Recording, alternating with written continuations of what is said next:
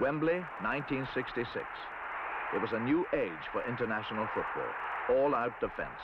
The hatchet men, the destroyers, the iron defenders had arrived. The Brazilian team, and especially their number 10, Pelé, were marked men. The superstar was badly injured. The destroyers had won. The referees had a frustrating time. Ratton and the Argentinians played themselves out of the tournament with some cruel football. Many have rated the final between West Germany and England as the most exciting cup final to date. Germany scored first. But England equalized and later took the lead.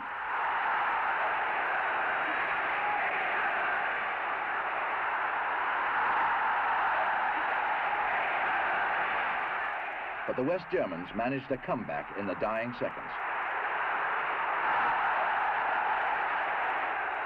Extra time was to be played.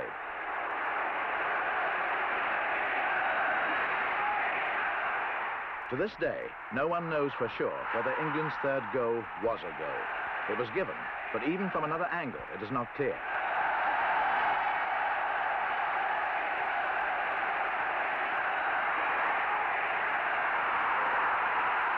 This goal, the fourth, gave Geoff Hurst a hat-trick, the first ever in a World Cup final.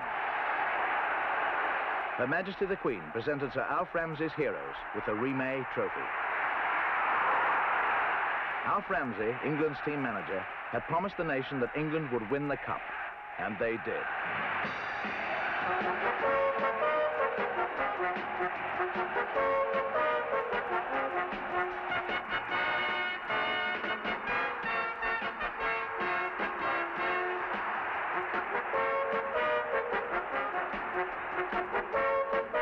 Though the atmosphere in Mexico was politically unstable and emotionally highly charged, the 1970 World Cup went off without incident.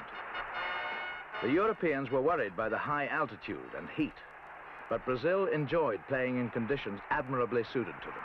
They were convinced they could win the trophy for the third time.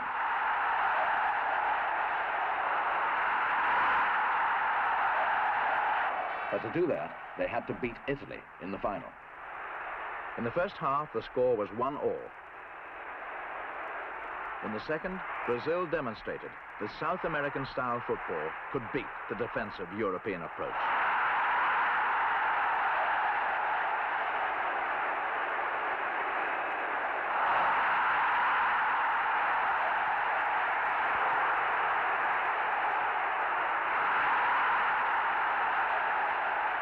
It was the destruction of the destroyers.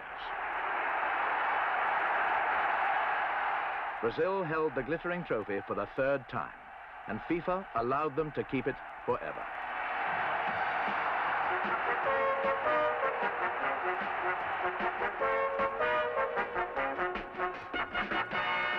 Munich, 1974.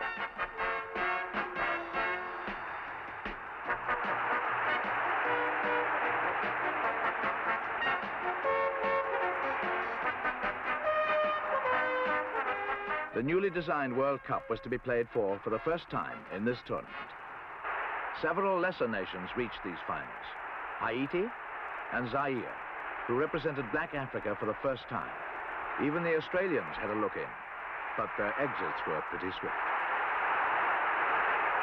It was Holland and West Germany, led by Cruyff and Beckenbauer, the two most exciting and dynamic teams who rightly reached the final. They call him Kaiser France. He has won nearly every footballing honor there is to win. At 32, Franz Anton Beckenbauer is a superstar in the true sense of the word. A veteran of 3 World Cups, he became a professional at 17 with Bayern Munich. In 1977, he quit to join the New York Cosmos. I missed nothing from Germany, and I'm very glad to be here. And the people, I like the American style. The people are very kind and very open, and everybody asks me, can I help you? It's a very good, very kind country. The Cosmos needed a superstar to replace Pelé, who was retiring, so the Cosmos began to sell Beckenbauer to the American public. I have to change my position. I played 13 years the professional soccer, a sweeper, and now I have to play in the midfield. That maybe it's for me a little difficult, but my style I didn't change.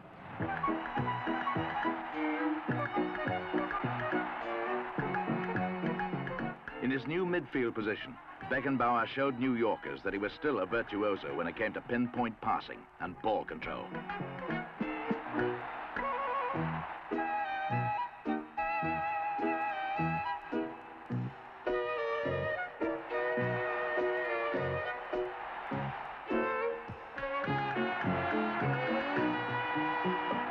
The importance for me, of course, was 74. We win the World Cup, and maybe this is the highest whatever a soccer player can arrive. Yeah? But the most exciting World Cup was 70 in Mexico. It was a beautiful World Cup, and I never forget in my life the both games against England. England lead 2-0, and we win in the overtime 3-2. In this seesaw of a match, Beckenbauer's goal helped West Germany to victory.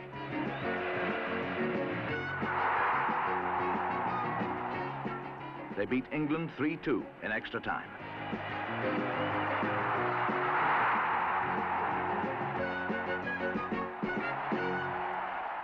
So we played against Italy, the big game. We lose 4-3, and Italy go to the final. This semi-final between West Germany and Italy was one of the most memorable matches in the Mexico World Cup. Despite the fact that Beckenbauer was fouled and badly hurt, he showed iron will and determination by continuing. West Germany lost 4-3, but nobody will ever forget Beckenbauer's remarkable display of personal courage. Both games are, and I never forget in my life. In New York, the Cosmos make sure that Beckenbauer is expertly cared for. With millions of dollars invested, the Kaiser's feet have never been in better shape.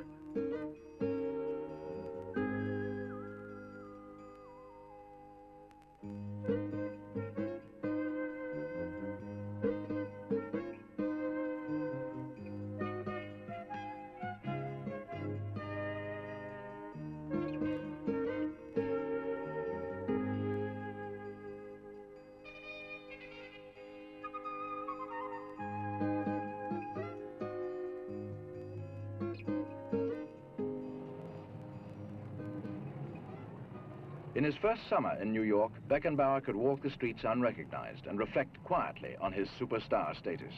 I don't like the word superstar. Muhammad Ali can say he's a superstar. He fight alone. We need the team. Nobody can say in a soccer team, I won this game. It is a teamwork. And then maybe you can be a superstar. But alone, you don't be a superstar. Beckenbauer has earned his superstar status through 15 years of dazzling and consistent soccer. He has won over 100 international caps, been named European Player of the Year twice, been voted top West German player 4 times, and has enough World Cup, European Cup, and West German Championship medals to fill a tea chest.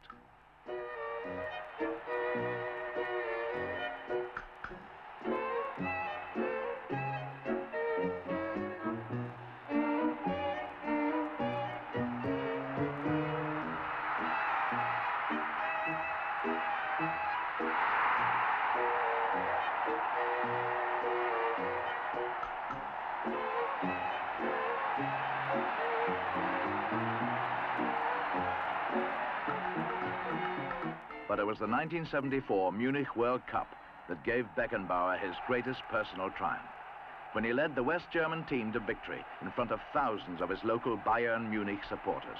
Beckenbauer had brought the World Cup back home. Maybe 3/4 from my life is soccer, of course, and I'm happy to be a soccer player, and I hope I can play this game maybe 2, 3 or 4 years more. This is Johan Cruyff of Holland, a brilliant soccer stylist and a very private man. In the last 2 World Cups, Holland has reached the final and lost. In 1974, Cruyff captained his side and gave an unforgettable performance. This is the training headquarters of the Dutch Football Federation in Zeist, 30 miles from Amsterdam. It was besieged by hundreds of youngsters doing their darndest to catch a glimpse of their idol on one of Cruyff's infrequent visits to Holland from his home in Spain. The Dutch national team were preparing for their final qualifying match against Belgium for the 1978 World Cup.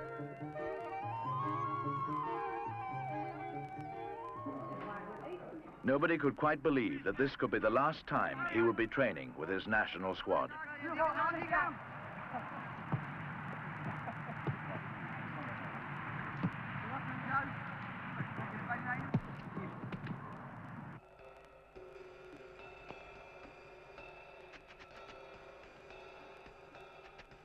The following night, Cruyff once again demonstrated the qualities that have earned him the title superstar. A brilliant positional sense combined with balletic style and grace.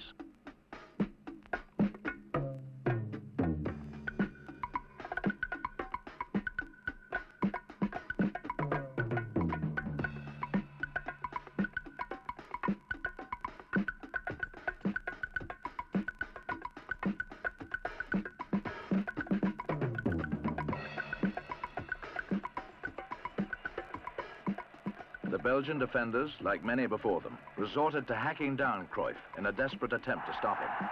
But, as they learned, like many before them, Cruyff is unstoppable.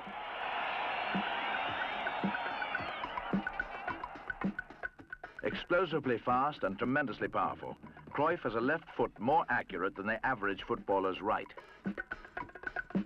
Voor de wedstrijd, want ik vind dat het was misschien. Ever since the age of 18, when he was a top soccer player for Holland's mighty Ajax club, Cruyff has been under the constant scrutiny of the press, the price of superstardom, but a heavy burden to bear for a man dedicated to leading a life away from the game. He has a quick temper, too. At one stage of the 1974 World Cup final, he was booked by Jack Taylor after the referee had blown for half-time when West Germany was leading 2-1.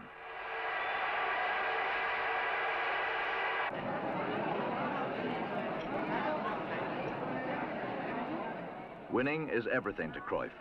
After the team had beaten Belgium 1-0 and qualified for the World Cup, an elaborate reception was given for the squad.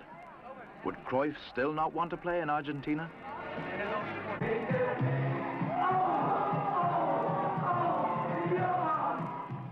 That night they sang for him, pampered him, and hoped to persuade him to stay in the national team. But Cruyff stuck to his guns and didn't play in the 1978 World Cup. For Cruyff, his beautiful wife Danny and their children came first, and he didn't want to leave them, and who could blame him? The 74 finals in Munich proved to be his swan song as a World Cup player, a superstar of sheer genius. The game itself was a set piece of sheer footballing skill, a perfect example of attacking football. It kept the biggest TV audience ever, 1,000 million, glued to their sets. Within a minute of the kickoff, Cruyff was brought down.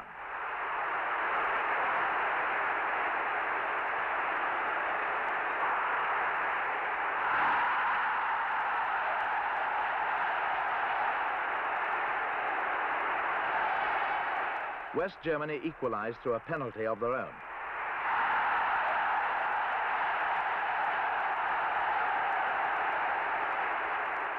Then Müller hit a brilliant winner.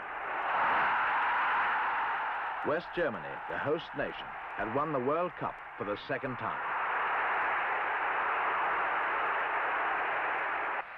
Despite numerous gloomy forecasts to the contrary, despite political upsets and galloping inflation, the 11th World Cup opened on June the 1st, 1978, on time in the River Plate Stadium, Buenos Aires. The stadiums, the hotels and TV transmitters were finished and operating, the teams were made welcome, and another feast of soccer was about to begin. The following day, France met Italy, and history was made. Pundits, Iran, another emerging soccer nation, acquitted themselves well, outplaying Scotland for long periods. If they hadn't given away an own goal, they might have won. Instead, the match ended in a draw, 1-1. Ali MacLeod's much-publicized Tartan army came to grief at the hands of Peru, the little-publicized South American team. They turned out to be the team to watch as they got through to the second round, smashing 4 goals past Iran.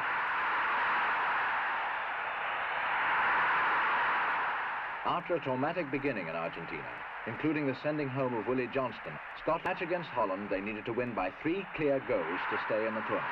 But Scotland flew back home. Much favoured to win the World Cup, Brazil only just scraped through their first-round matches, drawing with Sweden and Spain and beating Austria. When they met Peru for their first match in the second round, it was a different story. They beat their fellow South Americans 3-0. After a goalless draw with Argentina, Brazil suddenly stood a chance of a place in the final. They scored 3 goals against Poland.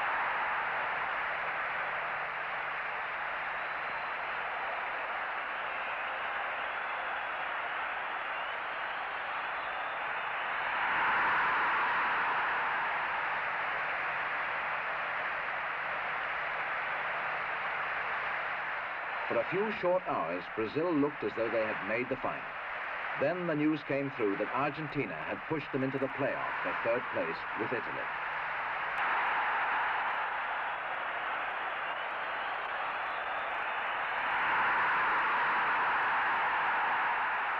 In the second round, they met their opponents from the '74 World Cup final, Holland, but they could only manage a draw.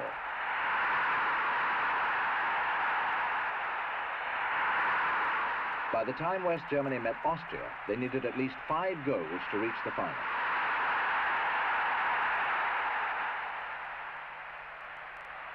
Instead, they suffered their only defeat by 3 goals to 2 and were out of the World Cup.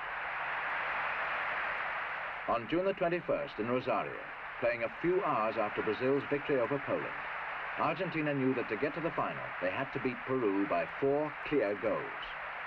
That evening, nobody stirred on the streets of Buenos Aires or Rio, and the world held its breath as Argentina scored goal after goal.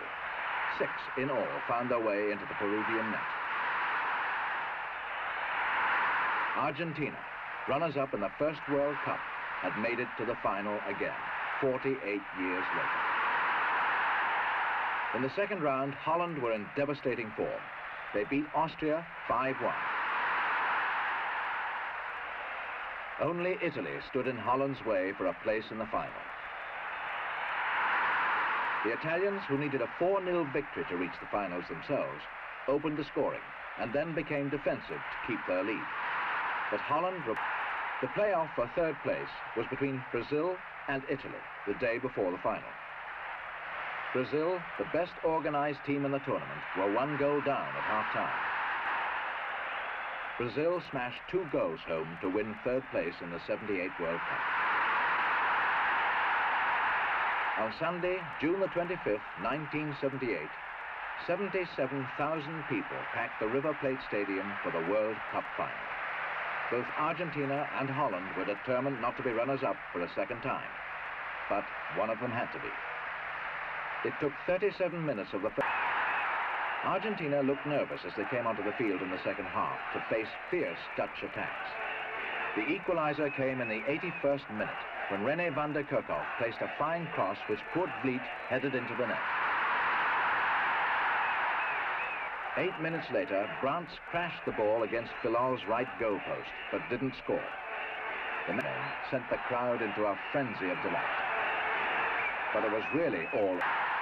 An estimated 1,500 million viewers watched across the world as Daniel Passarella raised the World Cup. Argentina had become only the 6th country to win the world's most prized sporting trophy, and in so doing proved once more why soccer is the game of the century.